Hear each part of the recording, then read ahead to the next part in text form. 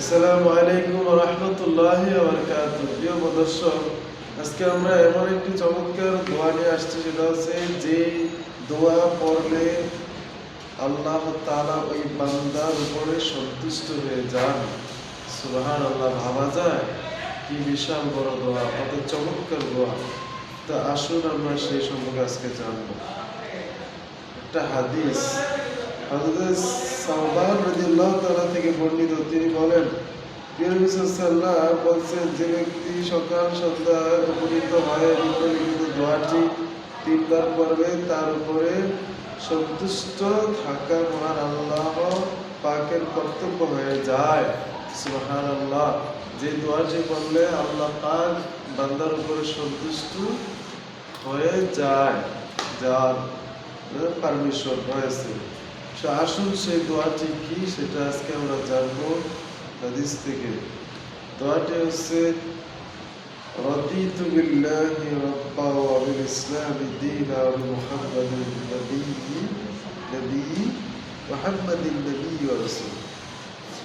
আমি দোয়াটা আবার বলতেছি, রাদিতু বিল্লাহি রাব্বা ওয়া বিল ইসলামি দীনা ওয়া বিমুহাম্মাদিন নবিয়্যা।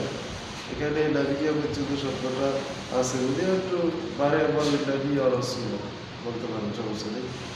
তবে এই দোয়াটা সকালে তিনবার, বিকালে তিনবার পড়লে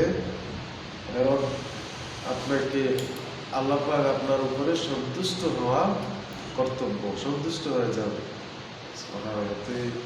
এই দোয়াটার অর্থ হচ্ছে, আল্লাহ আমার প্রভু, ইসলাম আমার দ্বীন, মুহাম্মদ আমার রাসূল হওয়া আমি সর্বোত্তকরণে সন্তুষ্ট আছি। বর্ণিত দোয়াটি যে ব্যক্তি প্রতিদিন সন্ধ্যা কমপক্ষে একবার পাঠ করবে, মহান আল্লাহ তাআলা তার উপরে সর্বদা সন্তুষ্ট থাকবেন।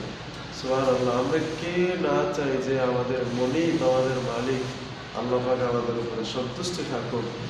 হ্যাঁ, সবাই আমরা চাই। তো যারা এই আমলটা করতে চান তারা সকালে তিনবার অথবা বিকালে, এখানে বলা হয়েছে সকালের কথা, প্রতিদিন সন্ধ্যায় কমপক্ষে একবার পাঠ করবেন। এছাড়া এটা আপনার নবীজি বলছেন, যে ব্যক্তি সকাল সন্ধ্যা, তাহলে সকাল সন্ধ্যার কথা বলা আছে, সকালে একবার সন্ধ্যা। তো আমাদেরকে আমলটা করার জন্য দান করুন। আমি প্রিয় ভাই, যারা নতুন আছেন চ্যানেলটি সাবস্ক্রাইব করেন, আর বেল বাটনটি অন করে রাখেন, প্রেস করে দেবেন, যাতে পরবর্তীতে ভিডিও আসলে আপনি দেখতে পারেন। তো সেই পর্যন্ত ভালো থাকুন, সুস্থ থাকুন। আসসালামু আলাইকুম।